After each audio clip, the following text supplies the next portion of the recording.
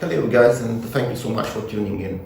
Today I wanted to talk a bit about exonucleases because, to be totally honest, I did search YouTube on the topic, but I was totally unsatisfied with what I found. Exonucleases are not just enzymes that you should be afraid of and that cut DNA or RNA in strange places and that interfere with your experiments. Rather, they are an extremely useful tool to have in your molecular biology portfolio. So for today, I wanted to make just a short presentation in which I tell you guys what exonucleases are, how do they compare to their endonuclease sisters, as it were, and probably most important, give you guys specific examples on how you could use them in the future for your molecular biology experiments. So without further ado, let's get into this short presentation right here. Okay, so endonucleases. What the hell are they, and how can I use them in molecular biology? First of all, let me tell you a bit about the differences and similarities between exonucleases and endonucleases. Basically, they can both hydrolyze chains such as DNA and RNA, and they can both be either specific or non-specific. However, endonucleases are basically the ones typically known as being specific, and that they're called restriction enzymes. Of course, you can have many different types of restriction enzymes which can recognize many different sequences depending on their type. For example, you could have type 2S restriction enzymes. Probably you will know this if you watched my previous videos. BSA1 is that I use in Colongate. It's such an enzyme, and of course you can have the regular type 2 restriction enzymes such as BAMH1, EcoR1, and so on. Many different kinds. However, the most important thing right here is the differences between them, exos and endos. Basically, the most important one, in my opinion, is that exos cleave the polynucleotide chain externally and endos cleave internally.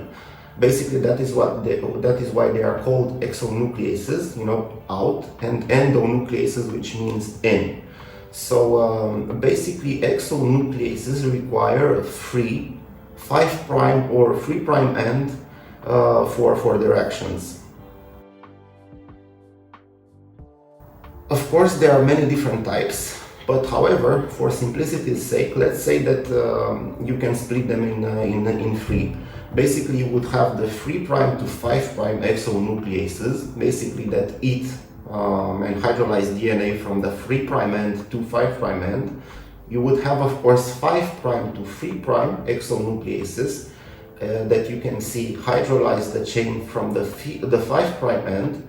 And you could have bidirectional exonucleases, which hydrolyze the DNA or RNA chain from both sides. As a non-specific endonuclease, I want to give you an example. You could have DNAs. Of course, probably you've heard of this particular enzyme. This is basically a table, an activity table for exonucleases and some endonucleases inspired from the New England Biolab's website. You can see right here, for example, that DNAs has activity on single-stranded DNA, whether it is linear or circular, and also has activity on double-stranded DNA. It doesn't matter if it's with a 5' exterior, 3', whether it is blunt, whether it is nicked, or whether it is circular or supercoiled as a plasmid, it will degrade all DNA. So you might ask, what can I use this for in molecular biology? Well, because DNase is a DNA-specific exonuclease, you could basically use it and incubate it as you would a regular restriction enzymes to remove any DNA from your RNA samples. Of course, you might want to degrade the DNA templates from your restriction reactions and so on. Regarding exonucleases, they're found basically in all kinds of life. So you would find them in bacteria, you would find them in humans, you would find them in yeasts, and you would find them in viruses. Basically, the latest one discovered is in the virus that I'm talking about, which is called NSP14 exon. However, from the practical point of view, let me give you another exonuclease example. So we have here Exonuclease T. As you can see from this activity chart right here, Exonuclease T has a 3' to 5' polarity. So basically, it degrades DNA from the 3' end to 5'. As you can see, this particular enzyme has activity only on linear single-stranded DNA. So it does not hydrolyze circular DNA or double-stranded DNA of any kind. So what are its uses in molecular biology, you might ask? Well, you could basically remove 3' overhangs of double-stranded DNA to generate blunt ends for your cloning. Let me give you a specific example on this. I must go into SnapGene and tell you in a bit more detail what you could use this for. Okay, so let's say, for example, that you would have a plasmid, right? PAC BSA1. You can see right here that this plasmid contains a restriction site for KPN1. If we go to sequences, we can see right here that this particular enzyme leaves 3' overhangs. So, you know, the top strand goes from here, so 5' to 3', and the bottom from 3' to 5'. So as you can see right here, this particular enzyme, after you digest with it, leaves CATG, so leaves these 4 overhangs, these 4 bases right here, which of course are in 3' direction, right? Because this is 3' and this is 5' on the bottom strand. So let's say, for example, that you're cloning in a different plasmid with EcoR5 or any enzyme that leaves blunt ends, and you must ligate these together. So what you would do is basically digest this portion right here after you digest it with the KPN1 with Exonuclease T. And what Exonuclease T would do is it would remove CATG from right here, and it will leave behind basically this portion of DNA right here. Because remember, Exonuclease T only targets single-stranded DNA, which has a 3' end, right? So yeah, this would be a short example on what you could do with this particular enzyme. Of course, you could do another thing with it. You could basically remove primers from your PCR reaction, because again, Exonuclease T targets just single-stranded DNA, which is linear. Exonuclease 5 is of course another type of exonuclease, which, as you can see from this activity chart right here, targets both single-stranded DNA, whether it is linear or circular, or it targets double-stranded DNA, except necked and supercoiled.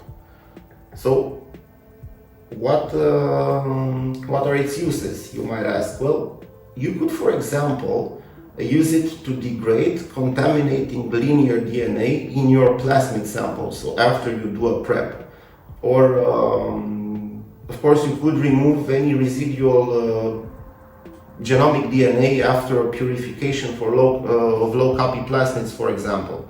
Many different types of applications. So this would be an example. This is a mini crep of mine, all right? You could see here basically all 4 of all four forms of plasmids. So you would have here nicked DNA, you would have linear DNA, you would have supercoiled DNA, or you might have circular single-stranded DNA. So if I would to digest with Exonuclease 5, basically what I would get after digestion would be just supercoiled DNA and some nicked DNA, right? If I wanted to get rid of the nicked DNA also, I could use Exonuclease T5, which also targets nicked DNA, but leaves behind the supercoiled form of the plasmid. Okay, so this is basically just an example on its uses for Exonuclease T5 or 5. Exonuclease 5 basically, let me tell you a bit about it. Exonuclease 5 is basically a system which is called the REC-BCD system, which you could find in E. coli. This system is basically both a helicase which unwinds your DNA and separates the double strands of DNA, and also a nuclease that makes single-stranded nicks in DNA. What's even more interesting is that this system, basically Exonuclease 5, can also act as an exonuclease, so it will hydrolyze DNA from the ends, and also it can act as an endonuclease, so basically it will cut DNA in the interior of the poly chain. Okay, so today I basically showed you the activity chart that you could use to pick the enzyme that you would require for your particular experiment. I did give you an example on certain exonucleases, which includes like Exonuclease 5. I did also mention Exonuclease T, DNase, which is an endonuclease, non-specific, and Exonuclease T5. So I really hope this has been useful, at least as a guideline for you guys to learn more about this particular topic, broad topic, which is exonucleases.